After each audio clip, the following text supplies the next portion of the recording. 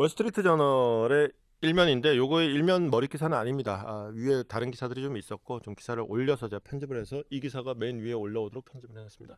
나스닥과 S&P 500이 지금 저기 4분기 연속 지금 하락 이어가고 있다라는 얘기인데 뭐냐면 간밤에 나스닥 지수 움직입니다. 이게 시작이었고 저게 끝입니다. 빠졌죠. 1.35%. 뭐 이 정도면은 약보합이라고 얘기하는 것보다 훨씬 더 많이 빠진 셈이 되겠습니다. S&P는 이거보다는 아니고 S&P는 그야말로 약보합 수준이었고 다우지수는 색깔로 보면 빨간색이에요. 약간 오르긴 올랐는데 그건 강보합 수준이고 그래서 전체적으로 보면은 뉴욕 증시는 혼조였다라고 얘기할 수가 있을 텐데 문제는 이런 나스닥의 움직임이 왜 생겼느냐?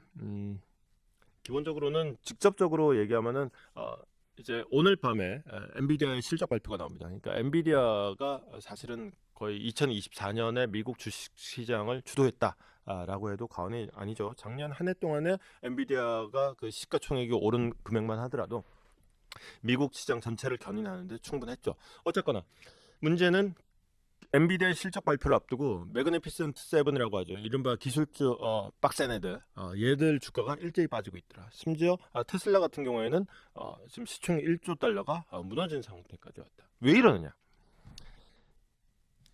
미국 경제 악화 가능성에 대한 우려가 커지고 있다.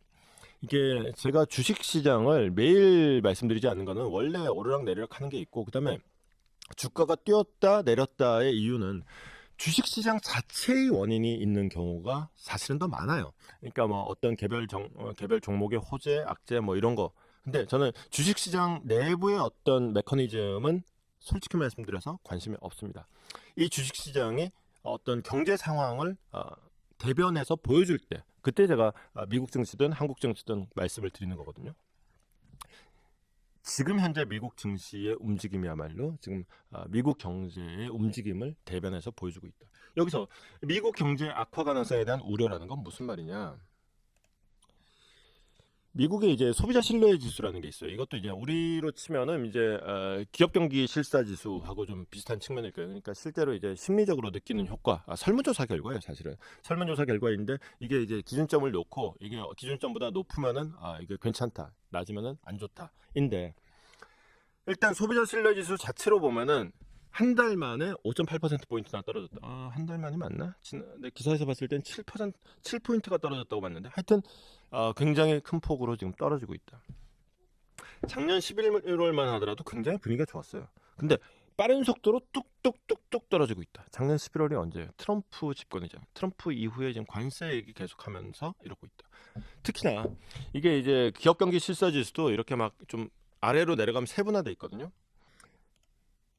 그러니까 이제 사업이나 노동시장에 대한 전망치를 보여주는 지수가 또 있는데 요거를 보통 80선을 기준점으로 봅니다. 근데 이게 얼마가 나왔냐? 72.9, 80보다도 한참 아래. 이 정도면 확실한 경기 침체의 신호다라고 얘기할 수 있는 수준까지 지금 답이 나와 있는 거예요. 왜 이렇게 됐느냐? 관세 부과에 따른 물가 상승 촉발 우려가 확실히 작용을 하고 있다. 그러니까 트럼프 대통령이 연일 관세 지금 심지어 지금 속보로 나와 있는 게 구리 시장에 대해서도 조사해봐라 얘기가 나왔거든요. 그러니까 이제 제조뿐만이 아니라 지금 원자재 시장까지도 지금 관세로 지금 손을 보겠다라는 움직임을 보이고 있는 상황이에요. 근데 이걸 미국 국내인들이 박수를 치고 환영을 할까? 글쎄 산업계는 어떨지 몰라도 최소한 국민들은 야, 그 관세 누가 부담하는데 결국 우리가 그거 물가 상승으로 감당해야 될 몫이잖아. 관세라는 거는 여전히 지금 한참 강스를 보는 분들 중에서는 그런 분들이 없을 거예요. 이제 보통의 이제 강스를 안 보는 분들은 뭐 미국이 트럼프가 관세를 부과해서 우리 큰일 났다 그러니까 뭐 철강에 25% 관세 그러면은 우리가 그 25%를 미국에 갖다 내는 줄 알아요. 관세라는 건 그렇게 내는 게 아니에요. 우리는 그냥 똑같이 100만 원짜리 물건 100만 원에 팔아요. 문제는 그 100만 원짜리 물건이 미국 안에서 125만 원에 팔린다는 얘기예요. 우리가 파는 건 똑같아요. 대신에 이제 125만 원에 팔리니까 우리가 갖다 내다 팔기가 어려워진다. 이 얘기인 거죠. 즉, 이 관세를 부담하는 사람은 우리가 아니라 그들이에요. 그러니까 미국 국민들이 사실은 진짜 더 걱정하는 지점들이다. 이게 미국 국민들의 걱정 지수가 딱 작년 11월 트럼프 당선을 딱 고점을 해서 그 이후부터 떨어지고 있다라는 현상을 지금 확인을 할 수 있는 거죠. 거기다가 이건 뭐게요? 제가 이 지수를 검색하려고 그냥 한글로 귀찮아고 쳤더니만은 한국 거래소가 나오더라고요. 한국 거래소 아니고 이거는 저기 미국으로 봤습니다. 그래서 달러 표시로 바꿔서 봤더니 그 비트코인을 실제로 하지 않고 기사로만 보는 분들 아마 좀 크게 실린 기사가 비트코인이 10만 달러가 넘었다는 기사였을 거예요. 택도 없습니다. 8만 달러 한때 이것도 약간 소폭 회복된 거예요. 완전히 곤두박질 쳤다가 약간 올라간 거죠. 곤두박질 쳤을 때는 8,500선까지 근접했었다. 한때 10만 달러 갔던 게 고점 대비하면은 지금 트럼프 당선 이후로 20%나 떨어졌어요. 근데 비트코인도 마찬가지예요. 비트코인이라는 거예요. 워낙에 투기성도 강하고, 그러니까 제가 주식시장도 전체 경제 상황하고 상관이 있을 때 제가 비트코인을 언급을 해드리고, 또는 트럼프의 어떤 정치적인 어떤 그 영향력, 힘의 상관관계가 있을 때 비트코인을 소개해드리지, 비트코인 자체의 어떤 이거 갖고 돈 버십시오 투자 정보 드리는 건 아니에요. 물론 결과적으로 투자 정보가 되긴 하겠지만 어쨌거나 왜 이렇게 됐느냐, 두 가지 이유가 있습니다. 일단 근본적으로는 야 비트코인의 대통령이 되겠다더니 웬걸, 야 네가 경기가 안 좋으면 비트코인이 할아버지가 와도 이건 답이 없어요. 계속 관세 그러면은 경기가 당연히 나빠질 텐데, 그러면은 금을 사지, 더 안전한 자산을 사지, 왜 위험한 비트코인을 사겠니? 라는 게 기본적으로 있고, 더군다나 이게 금하고 더 비교되는 사건이 일어난 거예요. 바이비트라고 해서 여기 이제 굉장히 큰 가상화폐 거래소예요. 근데 이게 해킹을 당해가지고 40억 달러, 한 40억 달러, 400조죠, 400조. 400조. 400조가 아니지, 곱하기 600조를 털린 거예요. 와, 600조는 아니겠다. 6조, 6조. 6조. 이제 6조요. 네. 6조 원을 털린 거예요. 어쨌거나 생짜로 이렇게 털릴 수 있는 게 비트코인이다. 그러니까 기본적으로 경제에 대한 불안감도 커지고 있지, 거기다가 비트코인이라는 화폐 자체의 불안정성이라는 게, 이게 불과 지금 일주일도 안 된 일이에요. 일주일도 안 된 상황에서 이런 것까지 벌어지니까 가뜩이나 이제 비트코인이 트럼프 당선 이후로 쭉 떨어지는 국면을 보이다가 이제 아주 바닥을 모르고 떨어지는 하나의 추락하는 것에 날개를 단 건 아닐 테고 뭐가 있을까요? 하여튼 부스터를 달고 추락하는 이런 모양까지 지금 나오게 된 모습이 됐습니다. 트럼프로서는 조만간에 이제, 지금까지는 대외적으로 이제 관세를 가지고 막 팔을 비틀고 있어요. 그리고 실제로 관세를 가지고 상대국들에서 상당히 많은 것들을 얻어내고 있어요. 제가 뭐 이미 봤지만은 뭐 마크롱이니 스타머니 이제 곧 메르츠까지 이제 다 짐 싸갖고 선물 보따리 들고 이제 미국에 가고 있잖아요. 그러니까 트럼프로서는 사실은 얻는 게 있어요. 근데 이 관세를 다 현실화하면은 미국 국민들이 벌써부터 경제는 실제로 일이 발생하기 전에 이렇게 벌어질 것 같다라는 예상이 이미 움직이고 있잖아요.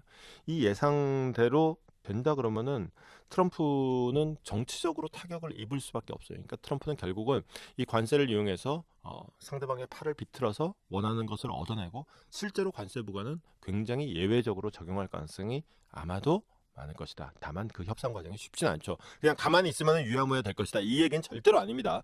굉장히 지난한 과정이 있겠지만은 지금 이런 상황에서 트럼프가 관세 정책을 어디까지 밀어붙일 수 있을지가 일단 첫 번째 변수. 그다음에 두 번째는, 자 그래서 저도 이런 생각을 하고 있는데, 전 세계 똑똑한 사람들이 각국마다 이 생각 안 하겠어요? 조금만 더 개겨보자 생각 안 하겠어요?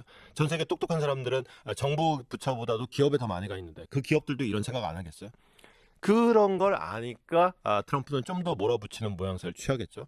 일단은 그래서 지난한 협상 과정을 거칠 텐데, 그 과정에서 이게 기간이 길어지면은 이 불만이 더 커질 거란 말이야. 이렇게 되면은 트럼프로서는 대외적으로 관세를 하면서 대내적으로 뭔가 다른 액션이 필요해질 겁니다. 그건 아마 정치적으로 풀 거예요.